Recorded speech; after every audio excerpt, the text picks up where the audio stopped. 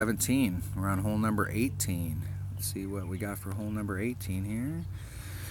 Back to Golf Clash Notebook, just to refamiliarize us. I'm going to be using, you can use any driver at all on this. The first shot's basically a layup shot and you're just trying to get here, and it doesn't matter what division you're playing in, from which tee box, you're pretty much looking at being in this area. If you're too far up here, you really put these trees into play, and it actually makes the shot tougher. But if you're out here, you're going to need a wood that can get to the green. So if you've got undeveloped clubs, you're going to need to use a big dog, and this is where you're going to need to pop out one of those better balls, a Titan, a Katana, Kingmaker.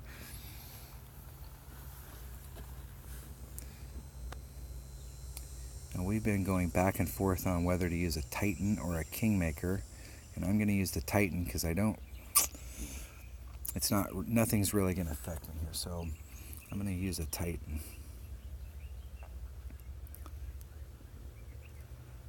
You don't get a super clean shot and I'm going to use my Guardian. I'm used to hitting this hole with my Guardian. I'm very familiar with what to do with my Guardian on this hole.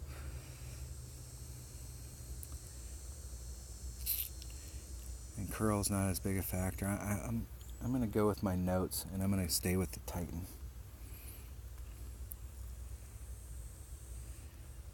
And the reality is that Katana would probably work just fine.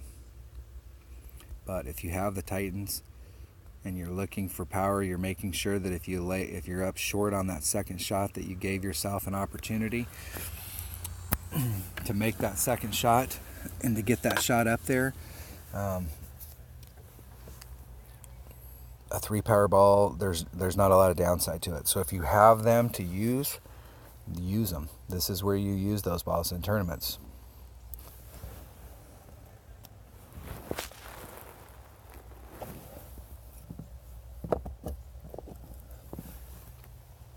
I epic failed this during the qualifying round. I had a putt for eagle and didn't pull the line. I put the end of the ball guide right at the cup and ended up just short of the hole. I mean, I was like laying over the edge.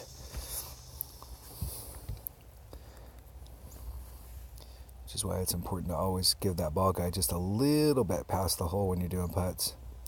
Now when you get out here into this distance right here, now he's put the trees into play. Now you're still gonna, this hole lends itself to curl, right hand curl. So it's not that that's bad, but it will kind of affect his setup. Those trees will kind of get in the way during his setup.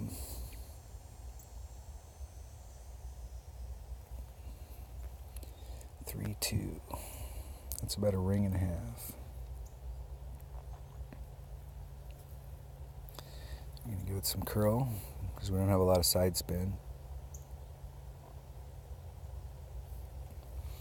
Hitting perfect.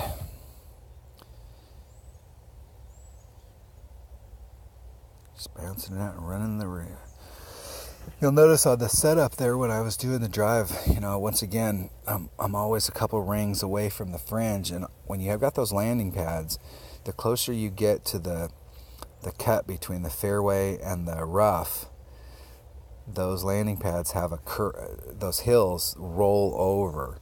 So if you hit it, if you push up against the limit right there and you hit on that rolled area, the ball will shoot straight out and it will have a different flight, a little more unpredictable. So I always tend to leave myself some room for error.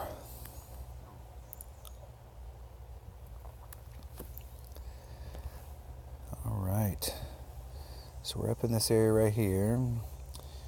We want to give ourselves a little bit of room against the edge, and I'm going to take the wind out and then I'm going to put the wind back in. So there's 3, 4, 2 right there. So there's 4, 2. And I'm going to do a little bit of overpower. I'm just used to hitting this shot like this, where I hit some overpower on the shot.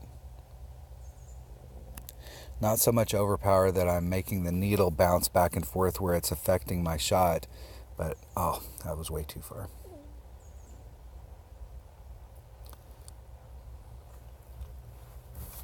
But I gave myself a nice little, I'd rather roll by the hole and have to make this putt, and gave myself a shot for albatross than to end up short of the hole. So it's okay to be back here on the green. You just don't want to be short on the green. If you're up here at the top of this hill, this is a very difficult putt.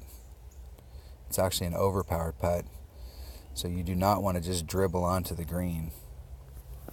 You want to either be long like I am, or you want to be up against the front fringe so that you're doing a chip on.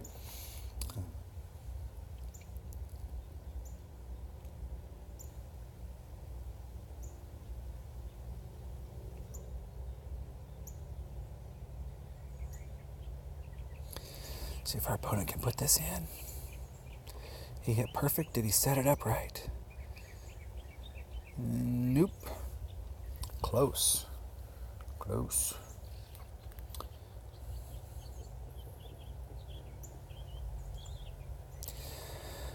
Put the ball to wind. Yeah, let's make sure we're going to make it to the hole. Let's not leave ourselves short like we did last time in that qualifying round. So we shot a really bad qualifying round. So what we needed was a really good opening round to give us some tiebreakers, because we weren't going to get anything special from what we shot in our opening round.